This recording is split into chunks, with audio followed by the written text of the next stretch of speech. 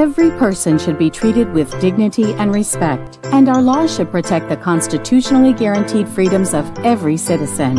Unfortunately, the so-called Equality Act, which Nancy Pelosi recently introduced, fails to meet this basic standard. The Equality Act adds sexual orientation and gender identity as new classifications to federal non-discrimination provisions. You may be wondering what this law's impact would be if enacted. As we've seen, similar laws and policies adopted at the state and local level have undermined human flourishing. There are 5 things you need to know about bills like the so-called Equality Act. Number 1. It would create unequal playing fields for women and girls in athletics, education, and business, and would force them to share private spaces with men, including locker rooms, shower areas, and women's homeless shelters. Number 2.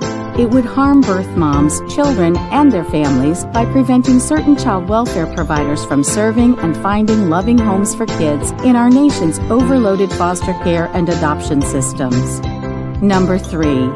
It threatens parental rights which are pre-political and guaranteed in the Bill of Rights. Destructive gender ideology, which is enshrined in the Equality Act, threatens the fundamental right of parents to raise their children consistent with their beliefs. It could even allow children to be taken away from parents who refuse to endorse a gender ideology regime. Number 4.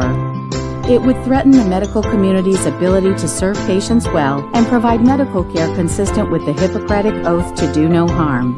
Number 5. It would stifle economic liberty and force people like masterpiece cake artist Jack Phillips and Arlene's Flowers florist Baronelle Stutzman, who serve everyone, to promote messages and celebrate events that conflict with their beliefs. But disagreement on important matters such as marriage or sexuality is not discrimination. Laws like this threaten the constitutionally guaranteed freedom of every American to peacefully live and work consistent with their convictions without fear of government punishment.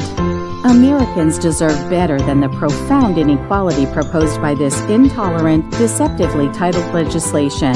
Our lawmakers should only enact legislation that promotes the common good and a flourishing, diverse, and pluralistic society.